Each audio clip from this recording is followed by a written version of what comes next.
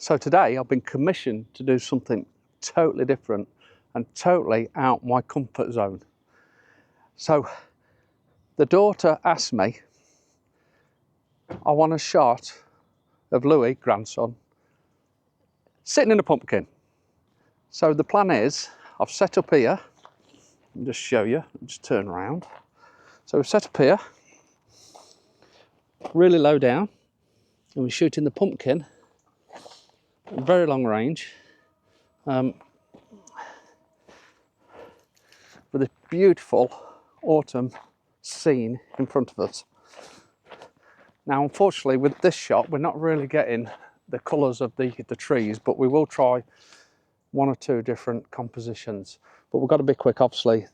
Louis is only 5 months old, so we have to be quick. He's a nappy little kid, but he's also 5 months old. So we're going to see how this one goes. It could go proper pear-shaped, or could be a great shot. Now, I'm going to use my long lens first, and then I'm going to go into my 70mm macro art lens, which I think will work as well. And then we might try and do a portrait as well as a landscape shot. I'm actually thinking whether portrait would look better. We'll do something like that, then we'll do a portrait. Okay, let's do that. But it's early morning, it's 8 o'clock, it's quite warm actually, but it's a beautiful morning, beautiful stage for this. Let's crack in, see what we can do. We're going to wake him up.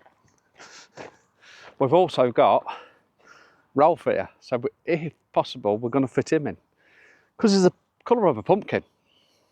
It'll all suit with these autumn colours, these beautiful autumn colours. So I'm at Ud Lane Farm, which do camping, B&B, and they've got a little coffee house. And I've actually known the guy for ages. So he's let me come here and do this. I'm so pleased. But if you ever want to be in a camping pod, look at this. Let me show you. It's beautiful camping pod over there. Little little campsite. So he's just waking up. Let me. Ready to be a pumpkin? Hello. Hello. So here's the little pumpkin. Ready? Want to put your hat on? Okay. Right.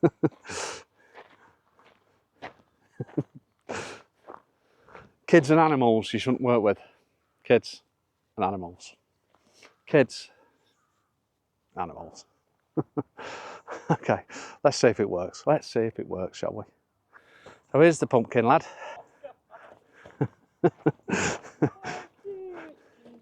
This is little Louis. Hello, Louis.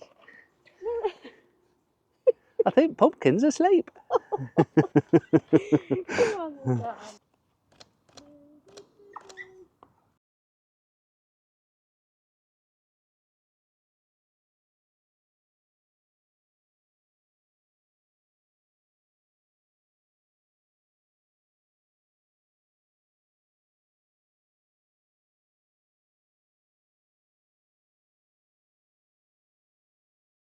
Well, that was one of the most stressful things I've ever done. Oh, dearie me. So hopefully what I'll do now is I'll go back and we'll edit it back at the office. Need to wrap him up. He's a bit chilly. He's all right, he's safe. No babies armed in this one. No babies armed. So what I've done is I've tried my 70mm macro art lens, and I've used my 50 to 400 Tamron lens at about 300mm-ish, something like that. So we've got a couple of different images there. Tried to set the shot up. Got this massive pumpkin. And then we tried to get the dog in at the end. Not sure if the dog worked, we'll see. But let me know what you think. But we'll get back to the office now and we'll go and edit the images. Okay, so the trickiest part is actually choosing the images you want to edit out of all them images I've taken. I don't know, I think about 700, something like that, a lot. So I've chosen two, and what I want to do is actually show you how I blend the two together. And the reason why I'm blending it is because I want one image of Louis looking at me and then one image of the dog, Ralph, that I quite like as well, and I want to blend them two images together, so I'm going to show you how I've done it. What I've done initially is I've done general adjustments to one image, and then I've applied that to every image and synced every image, so they're all very similar in the general edits, highlights, shadows, etc., which you can see on the right hand corner here. Then I've just selected the two images that I want to edit, and I'm going to right click and I'm going to send them into Photoshop open as layers. So we've loaded the layers. I'm going to bring the dog layer to the top. So I want that layer, but I want use Louis in this image, and instead of him looking at the dog, even though it's still quite nice. So the first thing I'm going to do is select the two layers, and by selecting the control key and just clicking on the two layers, go up to edit and auto align layers. Okay, so they've aligned now, so all I need to do is select the top layer, the one with the dog on with Ralph, and create a layer mask, then select the brush tool and the black and just remove what we want to remove, and this will bring up Louis in the image underneath, and it's that simple. We'll just make sure we've got him all in like so. We've got the brush at 100%, the flow at 100%, and we're basically just making sure that we've painted all around that. Now Louis, just blended them two images together. Now you can use this in whether you're blending time blends, where you've got different bits of light hitting the landscape, or water where you've used different exposures to capture the water as it's moving. So you might take, let's say, a waterfall where you've taken multiple exposures and you want to blend all them exposures together. So it's exactly the same process. So now we've done that, all I want to do is merge the layers. So I'm just going to flatten image. So we've got one image. Then I'm going to duplicate that image just as a backup.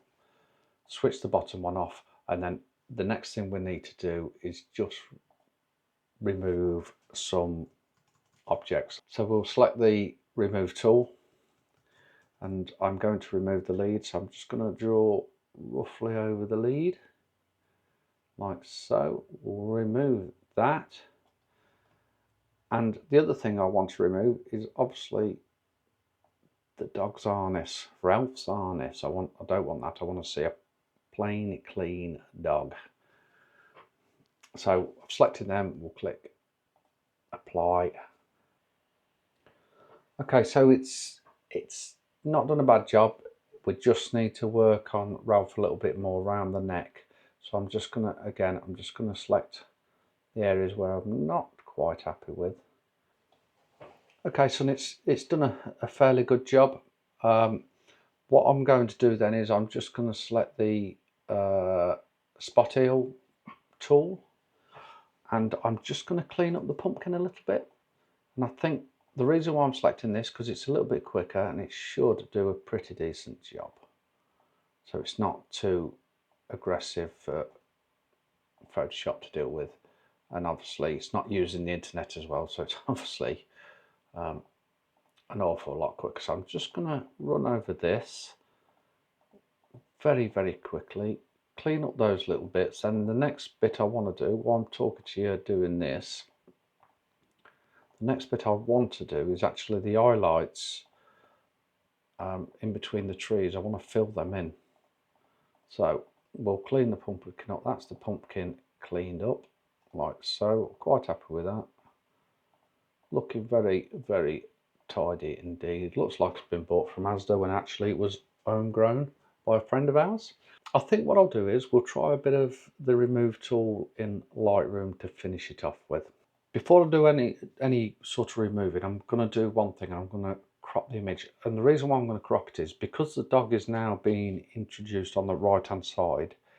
It shoved the balance slightly out of the image, so what I need to do is just come and crop it in a little bit from the left and give it a little bit more balance. So what I'm trying to do is looking at this gap on the left and this gap on the right and get them a little bit closer to, like so. which I quite like. So that's pretty good. So I'm happy with that crop. We could do different crops. We could do a portrait crop and what have you. But let's deal with these highlights now. Now I've cropped it. So I'm just going to get the remove tool again, and we're just going to draw over these highlighted areas here. Be careful round by the Okay, so we'll just have a look what it's done. It's done a pretty decent job actually, not too bad. I think I'm just going to fill a few more in here. Like I say, I don't mind the odd little hot spot. I think it's just one here that's a little bit here that's probably a little bit too big for my liking. Go there again, just reapply that. Okay, so the next feature I'm going to use, I don't normally use it because it's not really used very often in landscape, but I'm going to use the blur tool. I'm going to apply the blur, apply the lenser blur. Now I use this very, very, very little, as in never.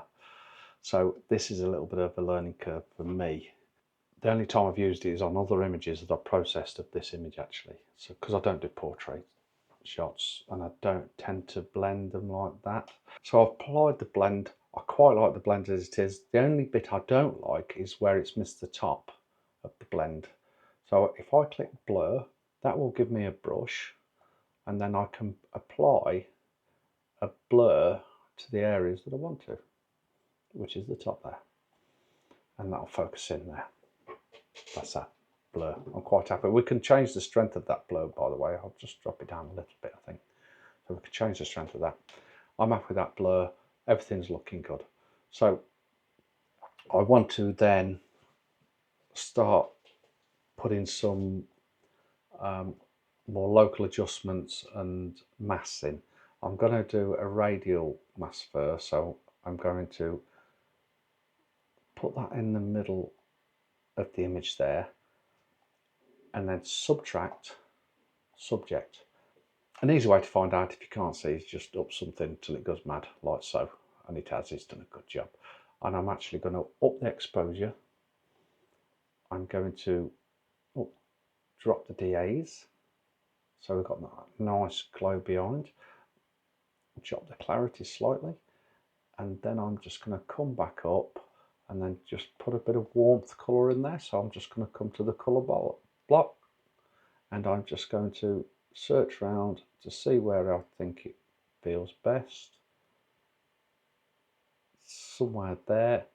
I think I'm going to bring the exposure up a touch more, like so. Now if we have a look at that mask, what that's actually done, it's totally transformed the image in my opinion, because what it's doing is actually focusing you more on that subject. I'm just going to come out of the image slightly so I can have a better look at it. I am going to put a vignette in, so I'm just going to select a radial filter again, come round the subject like so, just drop it there, invert, and then just drop down the exposure again like that. Fantastic, absolutely fantastic. I love it. I'm gonna try and give the dog a little bit of a glow, a backlit, a glow. So if I can select subject, that will select the two subjects again, but then all I'm going to do with that is subtract brush. I'm just going to paint over the bit that I don't want, and let me just put the mask so it shows you where the mask is. So there it is. So I'm just going to paint over the bit that I don't want it to affect, so which is obviously not the dog. Then what I'm going to do is I'm going to intersect with luminance, and I'm going to select highlighted part of the dog. So now you can see it's selected just the highlighted part of the dog's fur, and I can just, let's whack that colour up, silly, but I can up that colour a little bit to give it a better glow. I'm actually going to pick a warmer colour like so. The only thing I would say, it's affecting his face too much, so we will refine the amount of that actually, like so. And if I go back to the brush, I can just brush that bit out so that I don't want it affect. I just want it round his outer side like that.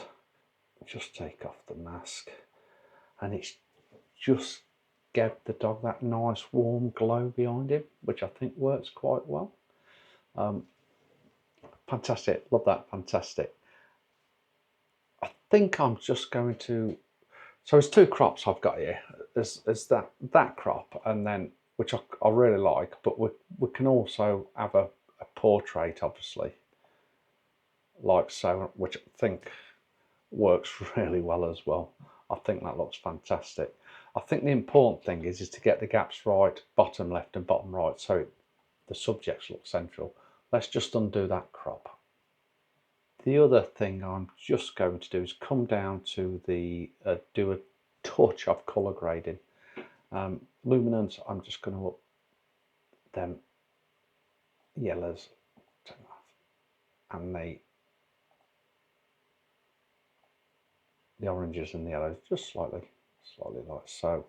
I'm going to come down to the actual colour grading, the highlights. I'm just going to up the luminosity to see what the highlights do, quite like that, just with a bit more saturation in there. Fantastic. And then I'm not going to touch the mid-tones. What I'm actually going to do is grab the shadows, go to a blue, just up the saturation just slightly, that's it. If we just have a look what we've done there, just slightly changed it, not a lot, just slightly. I suppose I could put just a little bit of a extra grad in the bottom here, a radial grad, we'll just show that, and just drop the exposure down just a touch more. Fantastic.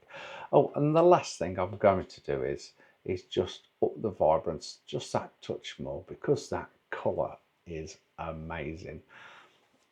The other thing I want to do as well is if I just select the subjects again, I'm just going to drop down the highlights slightly, because I think the highlights on Louis' face are a little bit harsh, like so, and up the shadows just slightly, like there. And if we just have a look at that mask as well, just take the overlay off. That looks a little bit more natural actually. I'm happy with that. I'm so happy with that. I hope you enjoyed this too. Something totally out of my comfort zone. Not only just taking the images, working with kids and dogs, but also editing it, because I don't edit portraits. So it's a learning curve. Yes, I know in Photoshop you can soften skin and things like that. I know you can do that, but I'm really happy with that. I'm really happy with that. I hope you enjoyed it too. Thanks for watching. See you soon.